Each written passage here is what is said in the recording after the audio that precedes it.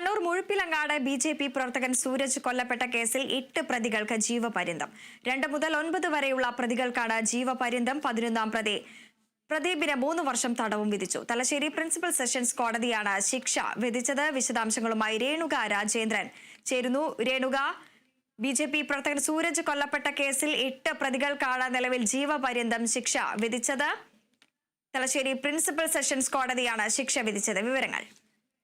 നിലവിൽ ഈ കേസ് 19 വർഷങ്ങൾക്ക് ശേഷമാണ് തലശ്ശേരി സെഷൻസ് കോടതിയുടെ ഭാഗത്തു നിന്ന് ഈ കേസിലേക്ക് ഒരു വിധി നിർണയം എന്ന രീതിയിൽ വന്നിരിക്കുന്നത്. ഈ കേസിൽ നിലവിൽ ഇപ്പോൾ 8 പ്രതികൾ എന്ന് വേണം മനസ്സിലാക്കാൻ കഴിയുന്നത്. 2 മുതൽ 9 എന്ന കണക്ക് നോക്കുകയാണെങ്കിൽ 8 പ്രതികൾക്കാണ് ഈ കേസിൽ ജീവപര്യന്തം എന്ന രീതിയിലേക്ക് വന്നിരിക്കുന്നത്. ഇതിൽ നിർണായകമായത് 2 മുതൽ 6 വരെയുള്ള പ്രതികൾ, അതായത് ഈ കേസുമായി നേരിട്ട് പങ്കുള്ള ഈ 5 പ്രതികൾക്കാണ് നിലവിൽ ഇപ്പോൾ ജീവപര്യന്തം എന്ന നിലയിലേക്ക് എത്തിയിരിക്കുന്നത്. അതിനോടൊപ്പം തന്നെ ഈ കേസിൽ ഗൂഢാലോചന, അതോടൊപ്പം തന്നെ ആസൂത്രിതമായി ഈ കേസിനെ കൊണ്ടുപോയി എന്ന രീതിയിലുള്ളവർക്കും ജീവപര്യന്തം ലഭിച്ചിട്ടുണ്ട്. നിർണായകമായിട്ട് എടുത്തു പറയേണ്ടത് ഈ ആലോചന അല്ലെങ്കിൽ ഗൂഢാലോചനയുടെ ഭാഗമായിട്ടുള്ളവർക്കും ഈ കേസിൽ നേരിട്ട് പങ്കുള്ള എല്ലാവർക്കും തന്നെ, അതായത് 8 പ്രതികൾക്കാണ് ഈ കേസിൽ ജീവപര്യന്തവും തടവും 50,000 രൂപ പിഴയും ഈ തലശ്ശേരി സെഷൻസ് കോടതി നിലവിൽ വിധിച്ചിരിക്കുന്നു എന്ന് വേണം മനസ്സിലാക്കാൻ കഴിയുന്നത്. നേരിട്ട് പങ്കുള്ള ടി.കെ. രാജേഷ്, മനോരാജൻ, സജീവ്, യോഗേഷ്, ഷംജിത്ത്, ഈ 5 പ്രതികളാണ് ഈ കേസുമായി അല്ലെങ്കിൽ സൂരജ് വധക്കേസിൽ നേരിട്ട് പങ്കുള്ള 5 പ്രതികൾ എന്ന് വേണം മനസ്സിലാക്കാൻ. ഒരു രാഷ്ട്രീയ കൊലപാതകം തന്നെയാണ് ഈ കേസിൽ ഉണ്ടായിരിക്കുന്നതെന്ന് വേണം മനസ്സിലാക്കാൻ. CPM-ൽ നിന്നും BJP-യിലേക്ക് മാറിയ സൂരജിനെ വെട്ടിക്കൊല്ലുകയായിരുന്നു ഈ സംഭവം. 2005 ഒക്ടോബർ 7-നാണ് സംഭവം ഉണ്ടായിരിക്കുന്നത്. 2 തവണയായിട്ട് ഈ പ്രതികൾ അല്ലെങ്കിൽ CPM പ്രവർത്തകരാണ് ഈ ജീവപര്യന്തത്തിന് വിധിക്കപ്പെട്ട ഈ എല്ലാവരും CPM പ്രവർത്തകരാണ്. ഒരു കൂറുമാറ്റം പാർട്ടിയിൽ നിന്നും മറ്റൊരു പാർട്ടിയിലേക്ക് ഒരു വ്യക്തി മാറിയതിനെ തുടർന്നാണ്, അല്ലെങ്കിൽ സൂരജ് മാറിയതിനെ തുടർന്നാണ് ഈ കേസിൽ നിർണായകമായ ഒരു വഴിത്തരവ് അല്ലെങ്കിൽ ഒരു വെട്ടി പരിക്കേൽപ്പിക്കുക എന്നൊരു രീതിയിലേക്ക് മാറിയിരിക്കുന്നു എന്ന് വേണം മനസ്സിലാക്കാൻ.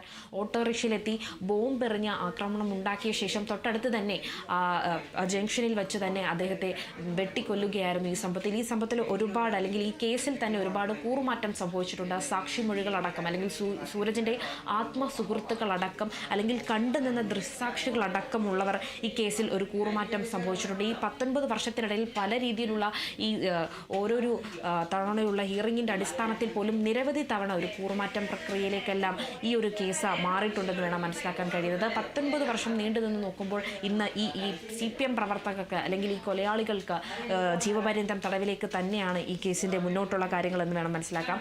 ഇതിൽ 12 പ്രതികളാണ് നിലവിൽ ഉണ്ടായിട്ടുള്ളത്. അതിൽ 1-ാം പ്രതിയായ ഷംസുദ്ദീൻ ഈ കേസിൻ്റെ വിധി വരുന്നതിന് മുമ്പ് തന്നെ മരിച്ചിട്ടുണ്ടായിരുന്നു. ഈ 1-ാം പ്രതിയെ ഈ 11-ാം പ്രതിയായ പ്രദീപൻ ഒളിപ്പിച്ച് താമസിച്ചു എന്ന പേരിലാണ് ഈ പ്രദീപിൻ്റെ പേരിലേക്ക് ഈ കേസ് മാറിയിരിക്കുന്നു എന്ന് വേണം മനസ്സിലാക്കാൻ. നിലവിൽ ആദ്യം ഈ കേസ് അന്വേഷിക്കുന്ന സമയത്ത് വെറും 10 പ്രതികളിൽ മാത്രമാണ് ഈ കേസ് ഒതുങ്ങുന്നത്. രാജീവിൻ്റെ ഈ പ്രതിപട്ടികയിലുള്ള രാജീവിൻ്റെ ഒരു മൊഴിയെടുപ്പിൻ്റെ അടിസ്ഥാനത്തിലാണ് ഈ കേസിലേക്ക് 2 പ്രതികൾ കൂടെ, ഈ കേസിൻ്റെ പട്ടികയിലേക്ക് 2 പ്രതികൾ കൂടെ ആകുകയും അതോടൊപ്പം തന്നെ 12 പേരിലേക്ക് ഈ കേസ് മാറുകയും ചെയ്തിരിക്കുന്നത്. ഈ 12 പേരിൽ നിലവിൽ 2 പേരാണ് ഷംസുദ്ദീനും മറ്റൊരു പ്രതിയുമാണ് മരിച്ചിരിക്കുന്നത്. ഈ 10-ാം പ്രതിയായ അല്ലെങ്കിൽ 11-ാം പ്രതിയായിട്ടുള്ള വ്യക്തിയെ 3 വർഷം കഠിന തടവിലേക്ക് വിട്ടിരിക്കുകയാണ്.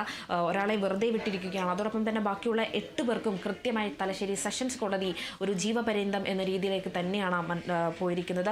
ഗൂഢാലോചനയും ആസൂത്രത്തിൻ്റെ ഭാഗമായിട്ടുള്ളവർക്കും നേരിട്ട് പങ്കുള്ളവർക്കും തലശ്ശേരി സെഷൻസ് കോടതി ന്യായമായ രീതിയിൽ തന്നെ, അല്ലെങ്കിൽ കേസ് 19 വർഷം നീണ്ടു നിന്നിട്ട് പോയും നിയമപരമായിട്ടുള്ള ഒരു കാര്യങ്ങൾ തന്നെയാണ് മുന്നോട്ട് വന്നിരിക്കുന്നത്. ജീവപര്യന്തം എന്ന രീതിയിൽ തന്നെ ഈ കേസ് മുന്നോട്ട് പോയിട്ടുണ്ട്. ഈ കേസിന് ലഭിക്കുന്ന പിഴത്തുക അല്ലെങ്കിൽ പ്രതികൾക്ക് നൽകുന്ന പിഴത്തുക ഈ സൂരജിൻ്റെ കുടുംബത്തിലേക്ക് തന്നെ മാറ്റിവെക്കാനാണ് കോടതിയുടെയും തീരുമാനമെന്ന് വേണം മനസ്സിലാക്കാൻ കഴിയുന്നത്. പാർട്ടിയുമായി നേരിട്ട് ബന്ധമുള്ളവരും പ്രാദേശിക തലത്തിലെ ഈ ലോക്കൽ കമ്മിറ്റി മെമ്പർമാരുമാണ് ഈ കേസിൽ കൂടുതലായിട്ടുള്ള ഈ CPM പ്രവർത്തകർ എന്ന് വേണം മനസ്സിലാക്കാൻ കഴിയുന്നത്. ലോക്കൽ ബ്രാഞ്ച് പ്രസിഡന്റുമാരും സെക്രട്ടറിമാരും പാർട്ടിയുടെ ഉന്നതതല പ്രവർത്തനത്തിലുള്ളവരും മുഖ്യമന്ത്രിയുടെ സെക്രട്ടറിയുടെ സഹോദരൻ മനോരാജ് അടക്കമുള്ളവരെല്ലാം ഈ കേസിലെ ഈ പ്രതിപ്പട്ടികയിലെ CPM പ്രവർത്തകർ അല്ലെങ്കിൽ കൊലയാളികൾ എന്ന രീതിയിലേക്ക് മാറിയിരിക്കുന്നു.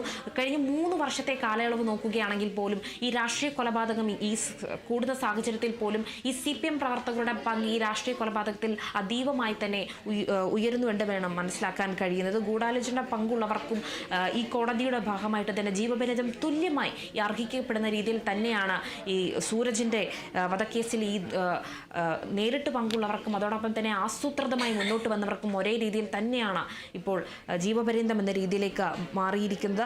പ്രതികാര പകയാണ്, തികച്ചും ഒരു പാർട്ടിയിൽ നിന്നും മറ്റൊരു പാർട്ടിയിലേക്ക് പോയതിൻ്റെ ഒരു പ്രതികാര പക തന്നെയാണ് വൃന്ദ ഈ കേസിൽ ഉണ്ടായിരിക്കുന്നത്. ശരി, രേണുകയാണ് വിവരങ്ങൾ പങ്കുവച്ചത്.